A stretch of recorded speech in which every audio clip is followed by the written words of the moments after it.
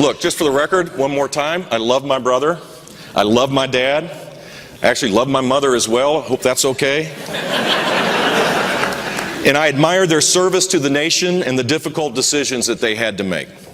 But I'm my own man, and my views are shaped by my own thinking and my own experiences.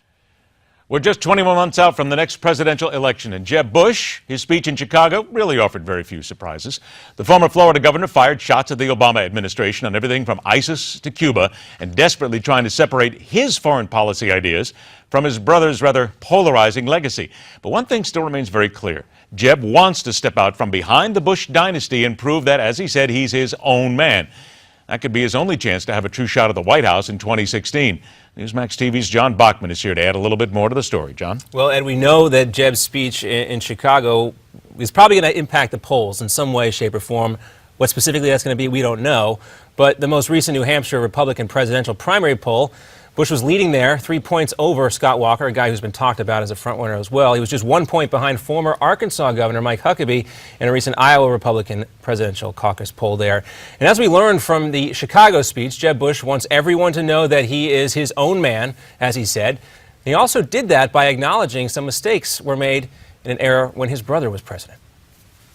The intelligence capability that everybody embraced about weapons of mass destruction turns out not to be accurate. Not creating an environment of security after the successful taking out of Hussein was a mistake. Still, many folks, including the Washington Post, have been quick to point out that Jeb is getting a lot of advice now from people who worked with both prior President Bushes. That list includes former Secretaries of Homeland Security Tom Ridge and Michael Chertoff, 2 former Secretaries of State James Baker and George Shultz, 2 former CIA directors Porter Goss and Michael Hayden, and then there's Paul Wolfowitz, who worked directly under Dick Cheney at the Department of Defense. Now, those names and their philosophies clearly evident in one part of the speech yesterday, and that was Bush's criticism of the current administration. Under this administration, we are inconsistent and indecisive. We have lost the trust and confidence of our friends. We definitely no longer inspire fear in our enemies.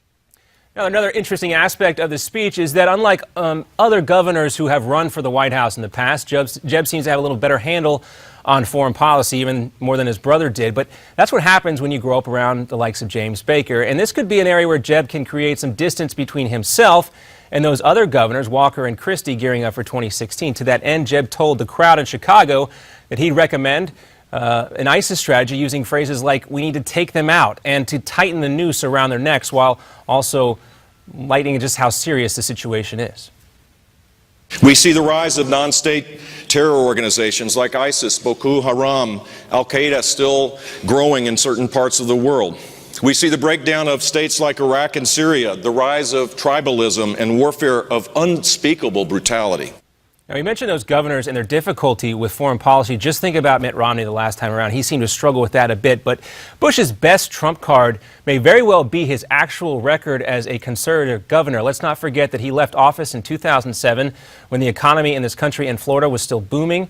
And while he's remembered in his home state for that, there are also elements of the Republican Party who want to portray him as a rhino, maybe too moderate. But all Jeb has to do, Ed, is talk about his record of cutting taxes in the state of Florida, improving Florida's finances, including their reserves as well. Folks want to talk about Common Core. All he has to do is say, well, I took on the teachers' unions. I also took some civil servant privileges away from state employees in Florida. He has that track record to back it up, and that's the advantage of running for the president as a former governor. You have the executive experience. He's still going to get hit with the legacy issue, though, no matter how he tries to hide it. And the fair thing is, if they're going to talk about Jeb Bush's legacy with his father and his brother, then maybe if Hillary Clinton happens to be the opponent at the time, he needs to fire back with her legacy as far as her issues on Secretary of State and what she did as Secretary of State, which you ask many people on the right, they will say absolutely nothing. It was a complete failure. And, you know, again, in that Washington Post article we cited, they also are asking the question, or some folks are, is if this is really a real problem or not, or one that maybe has been invented by the media. You know, look at President Bush's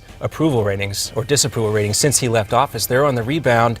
It is not the same harsh feelings. I mean, it's definitely something that Jeb obviously felt he wanted to get out in front of, but is it really going to be an issue? We'll see. The media doesn't invent anything. No, never. All right, John Bachman joins us. Second hour of MidPoint about to begin.